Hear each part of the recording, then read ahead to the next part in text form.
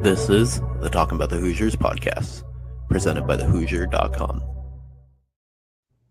Hello, Hoosier Nation, and welcome back for another edition of the Hoosier.com postgame wrap-up.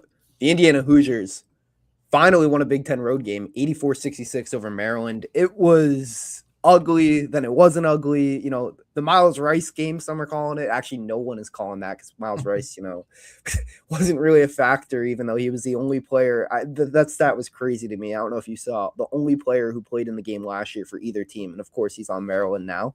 Yeah.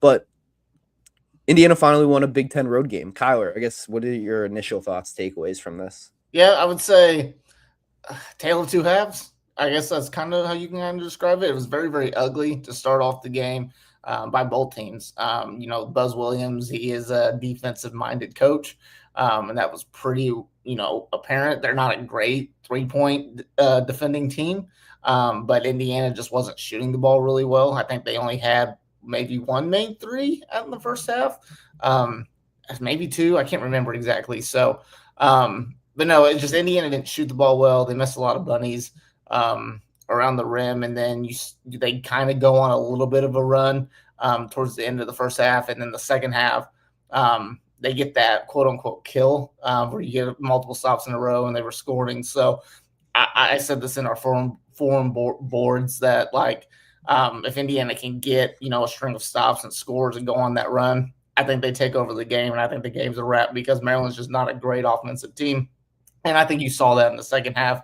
Lamar Wilkerson really stepped up, finished with 24 points. I thought there was a big plays by Reed Bailey down the stretch in the second half. I thought he was the best big on the floor in this game, finished with 15 points. St. Conaway, 19 points. Connor Enright, 16 points. So you have four guys scoring in double figures on the road. You take that any day of the week. And I don't care if it's Maryland, who Maryland looks like they're probably going to be towards the bottom, if not the worst Big Ten team. I don't care who it is. Winning on the road is hard. Winning in general is hard, especially in the conference. And I thought overall it wasn't the prettiest, but, Indiana fought. They took control of the game, and they really didn't they didn't let up once they had that big lead. Yeah, I mean, Lamar Wilkerson had that stretch, 15 points in, I think, just under 4 minutes of play. And, from there, I think put Indiana up 13, and then it was all Indiana from there. Big second half, which was really nice considering, for the last month, we've been talking about how bad this team has been at coming out of the break. And, I don't want to say it was corrected. It was one game against, now 7-8 Maryland. This is a bad Maryland basketball team. Yeah. I'm not going to sugarcoat it and pretend and they've got a lot of injuries too. I think they've got, some decently talented players. I think Darius Adams is going to be really good, but, Buzz Williams he's had a lot of injuries on there. So I think Farrell Payne, he was out. You take that. So it's just a lot of injuries with Maryland, but you can't disregard Indiana winning on the road. Yeah, it was an ugly game, especially early. Kyler, I think you were the one who kind of said it. It felt like the refs were the only ones that wanted to be there for the first, 25 minutes of this game. But the way, Tate Conaway and Connor Enright too, Tate Conaway especially, in the first half, getting to the rim, attacking the basket, getting to the free throw line, Indiana needed it. They were 16 of 16 from the free throw line in the first half, really struggled to score offensively. When the three ball hasn't been falling, the question is, where do the points come from? It wasn't the prettiest, but Tate Conaway, kept Indiana alive, and not just alive. They were up 5 at the break, despite being, 2 of 12, I believe, from 3. So it was just one of those, things. And then right out of the break, Connor Enright buries back-to-back threes. He, coming off arguably his best offensive game of the season, he has his season high 16 points. Conaway had finished with 19 points, 8 rebounds, 4 assists. When the backcourt is scoring like that, even, on a day where Tucker DeVries still, hasn't, Tucker DeVries is struggling right now, and he needs to find something. But Lamar Wilkerson kind of struggled early, and it was Conaway and Enright who kept Indiana afloat early on.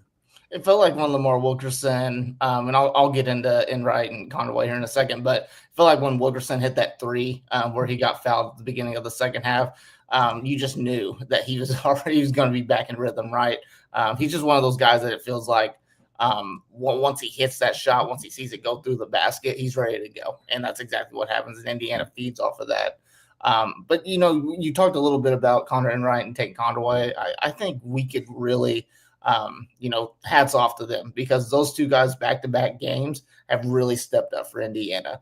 And I know the competition hasn't been great, as far as Big Ten standards, and we'll kind of see.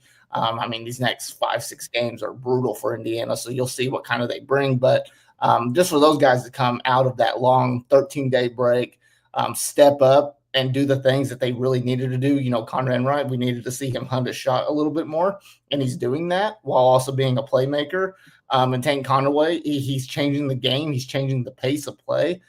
He's dictating the pace of play. And that's exactly what he's best at, and that's exactly what he was brought in to do, to be that downhill guy where the defense has got to collapse and it opens up the offense.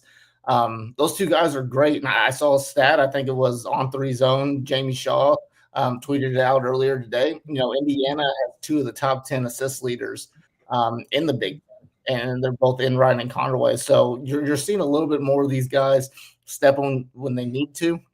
They're beating seniors and they're taking pressure off of Lamar Wilkerson, which is ultimately leading to Lamar Wilkerson having 24 plus points, every single night that they're playing. So, and then Tucker DeVries, obviously he has struggled a little bit. He is a little bit cold right now. So hopefully he gets kind of in rhythm too. But right now I think Indiana's playing really good basketball. I think the rotations are really good.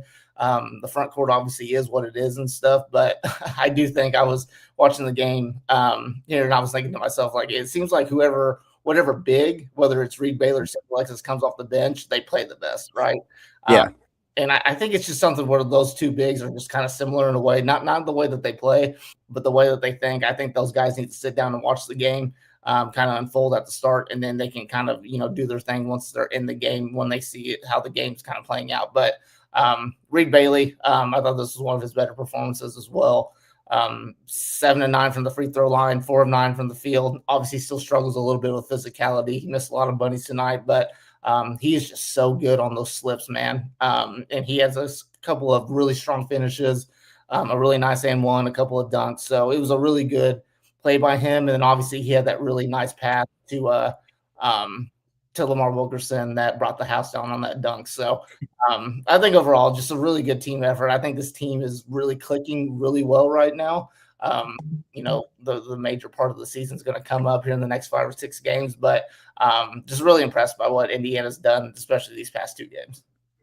Yeah, I mean, I don't mean to be a downer, and this is going to come across as a downer. And, Kyle, I'm typically, I try to be the, an optimist when it comes to this team.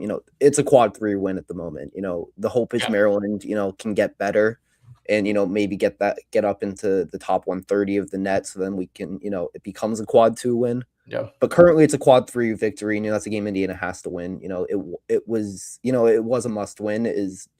January 7th, there's not many games that are must win at this point of the year, and that was one of them. It was good to see this team handle business, but I think this next, 4, 5, 6 game stretch is going to be really telling for, is this team going to be playing in March or not? You look at the next 4 specifically, you have Nebraska on Saturday coming to Assembly Hall. Then you travel to Breslin to play Michigan State. Then you have Iowa comes to Indiana, and then you go to Michigan. So 2 very tough road games, 2 very tough home games, and then you go to Rutgers, a place Indiana, fans. That's a funky place to play. So yeah, and then you have Purdue coming to Bloomington. So it's a 6 game stretch that's it's brutal. It is a brutal 6 game stretch. There's no way around it. I don't want to say Indiana has to go this record, but I feel like looking at it, you have to go 3-3, maybe 3-3 at worst. Yeah. In that stretch, if you go, 2-4, you might be able to survive. But if you can only win 1 game in that stretch, Indiana's in, deep water moving forward. Yeah, and I think the big thing is just protect home floor, right? And then try to make it. I mean, here it is what it is, and obviously we don't even know what's going to happen. But at Michigan State, at Michigan, those are going to be really tough games, man. Really, really tough games. So. Those 2 teams are playing very, very good. They're playing at a Final Four level right now. So Indiana, probably doesn't match up extremely well with either team. So winning on the road is going to be really hard. I'm not saying chalked up as a loss, but probably a small percentage chance that Indiana's going to win those games. But they have a really good chance, winning at home against an Iowa team that just lost to Minnesota, just like Indiana did. So, Iowa's beatable. Nebraska is playing really good basketball too, but it'll be the first game, with the students back. So you'll get that kind of environment back in Assembly Hall. You know, I wouldn't say peak Assembly Hall, but you'll get something close to that. And especially if Indiana football can win on Friday, people are going to be really ecstatic. So, yeah, it's just it's going to be telling about this Indiana team. It really is. But they got a lot of opportunity here, and I feel like the way that they've been playing, the start of this year, I think that they could get that big defining win that they've been kind of wanting to get this season. Yeah, Russell had brings up a good point, and we kind of touched on him a little bit. Tucker DeVries, he has been struggling for Indiana as of late, and it's what's going on with him. It's coming to the year, it was this is going to be the best player on the team. He might not lead the team in scoring, but now it's 2 straight games under or 3 of the last 4 in single figures. Trying to think the last time he had a game where he shot above 50% from the field was Penn State, December 9th. He's only had, I think, 4 games on the year where he shot above 50% from the field. It's been a struggle for Tucker DeVries. What have you kind of seen from him, Kyler, that's caused, I guess, his struggles? Well, I mean, obviously he's not in his typical flow right now. I just think a lot of it has to do with just the pace of play that Indiana's playing at. So, when we've seen Indiana play, in the non-conference, and I think I've already mentioned this in our last post-game wrap-up after the Washington win, I felt like the ball stuck with DeVries a lot more than it did any other player, meaning that I didn't feel like the ball movement was great when it got into DeVries' hands. And I'm not calling him a black hole or anything like that. He has a certain style of play. He's got that YMCA, former college basketball player type of feel to him and stuff, where he's just going to take you one-on-one. And he does a really good job of that too. He's got that NBA pro style of play, in my opinion. That's exactly what I think he would do in the NBA. And whatnot, and it'll probably translate well there. But right now, it feels like he's maybe noticing he needs to probably maybe take a step back. That may sound weird to say. Just the fact that Lamar Wilkerson is playing so well, Tane Conroy is playing so well, and Tucker DeVries is. I think he's letting the game kind of come to him, especially that Washington game. I know he finished with like 6 points, but I felt like it was a very efficient 6 points that he had. So. Tonight obviously was just a little bit of an outlier in many ways of what he can do on the floor. Struggled with fouling, so obviously that takes you out of your rhythm, and you're on the road Wednesday night, weird tip-off game. So I think a big game by Tucker DeVries is coming, but right now I think he is just kind of taking a step back in a little bit of a way, which is kind of affecting his rhythm of play. Yeah, I think for me, when you watch him, it's where his shots are coming from, like within the flow of the offense, are they in rhythm versus out of rhythm? And we've kind of seen it. There's been a lot of times where he is, out of rhythm, out of flow of the offense. Throwing up a grenade or a tough shot, and he takes 2 or 3 of those, misses all of them, and then it's now he's cold when he hasn't really had a good look. Today's first look of the game was an open catch and shoot 3. He buried it, and then after that, it really didn't feel like he had many. He had a couple clean looks, but they came a lot later. And I would love to see, Indiana get him, some looks at the mid to high post. I feel like that's been a place, especially with his size and strength for, he's an older player. He's strong. He's crafty. Like, he can create some stuff in the mid range. And then, if the team does send help, he's a good enough passer. You can put a team in rotation. And that's when Lamar Wilkerson gets those wide open catch and shoot 3s. You have to do something to get him in rhythm, because Tucker DeVries is too good of a player to keep going on like this. And when Indiana's at their best, he's hitting shots and teams are, forced to go guard him at the perimeter and like take the ball out of his hands, because then that's when the ball is really moving and pinging side to side. And we didn't really see much of that today, even, when the offense was at its best. Yeah, and I agree. It would be nice to see him kind of run up for Indiana to maybe run a couple of off ball screens, slip off the ball and stuff, and maybe get a jumper in or something like that, just to get him in rhythm, because he is definitely a rhythm player. But unfortunately, and I don't think he's done this the past 2 games at all. But in the non-conference, Indiana playing the teams that obviously they were supposed to win and stuff, it felt like if he was cold, he was going to keep shooting and shooting and shooting until he got out of this funk. Which unfortunately it wasn't a lot. So it ended up being a lot of poor shots, rush shots or whatever. So no, I think a big game's coming for him. I mean, he's too good of a player to go on this type of slump for, a long period of time. So, I mean, obviously Indiana is going to need him in a big way these next 5 games. So, I think he'll be all right. I think it's just kind of a wait and see factor, and as long as Indiana's winning, I think that's really the main thing. So. Yeah, I don't want to, say it's going to be this game, but I feel like Nebraska could be, that game. I know on the, was it Monday night? I said I thought Indiana was going to beat Nebraska on Saturday. I still think that. I don't. It's just one of those things. Nebraska hasn't lost a game. Going to Assembly, it's a tough, tough place to play. Did Nebraska beat? Was it Michigan State that they beat? They beat Michigan State, and then they just beat. Oh my God, Who they beat on the road? Ohio State. Ohio, was it Ohio State? Okay. Yeah, they beat Ohio State last night, I believe. So this will be. I feel like for some reason they got a big road win. Maybe I'm just thinking of that Michigan State game. I think that was at home, though, right? Yeah, it was at home. So yeah, I mean, this is probably Nebraska's obviously going to be the toughest environment that they played at this whole season. So definitely an opportunity for Indiana right there to get that solid win to know, hey, we can beat the top teams in the country. Yeah, and I mean, it would be, a resume win is, I guess it's January, but we're approaching March in that time where, resume wins start to matter, and Indiana needs some.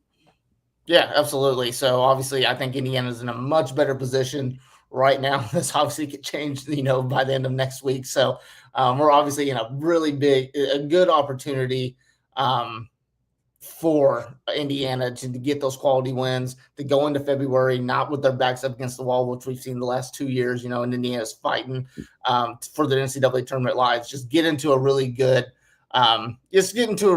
spot where like you're going into February and you feel comfortable and you can just play, obviously your game. Yeah, and good shout, Russell. You're right. Yeah, completely forgot. Yep. Yeah, it's weird. The Big Ten schedule is so weird with the break. You play like 2-3 games and then you take like the month-long break. It always throws me off, and it's like, but yes, that Illinois win I think is what kind of all told us. Nebraska is legit this year, and it's going to be a tough game on Saturday. Hopefully, it could be a big Indiana weekend with Indiana football playing on Friday. And we're gonna have all that stuff, all the coverage for Indiana football. We're gonna have you covered on the Hoosier. There's gonna be some post-game shows. I think gonna have some stuff like that. Podcasts already up for previewing the game, stories, live blog, everything you could need from the Peach Bowl. We're gonna have you covered on the Hoosier. So make sure to subscribe to the Hoosier. It's 50% off right now when you subscribe. So go do that. Also, subscribe to the Hoosier on 3 on YouTube, guys. It means a lot. It literally takes 1 second. It's a click of the button. Like this, the live. I mean, we like doing this stuff. We like when you guys join. We like, shooting the shit with you guys. So please keep joining because we appreciate it. And thank you guys once again for tuning in to another edition of the Hoosier.com post-game wrap-up. We'll be back.